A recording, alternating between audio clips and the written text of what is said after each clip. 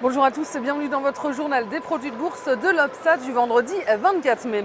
Changement d'ambiance à la bourse de Paris après ses récents records. Le CAC 40 chute lourdement de plus de 2% et repasse sous les 4000 points à 3697 points. En cause, le discours mitigé de la Fed. Et puis, la place parisienne s'est inquiétée surtout pour la Chine qui a publié un indicateur décevant et cela a relancé les craintes sur la croissance mondiale.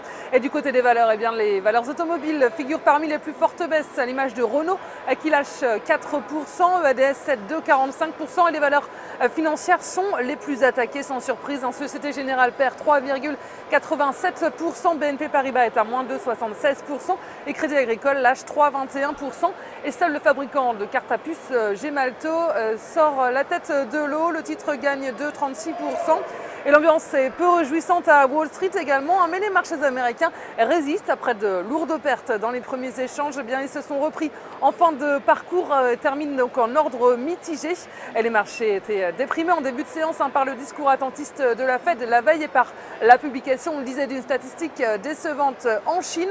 L'activité manufacturière chinoise se contracte pour la première fois en 7 mois et aux États-Unis, le PMI manufacturier se replie également légèrement. Il ressort en revanche stable en Europe et finalement les investisseurs ont préféré retenir le recul des inscriptions au chômage à 360 000 au lieu de 365 000 attendus. Ils se sont rassurés également avec un signe d'amélioration du marché de l'immobilier américain. Et les ventes de logements neufs sont en forte hausse sur le mois d'avril à des prix records. Et du côté des valeurs, le Dow Jones a été dopé par l'envol de Hewlett Packard qui bondit de près de 17%. Et on s'intéresse aujourd'hui au groupe de semi-conducteurs ST Microelectronics.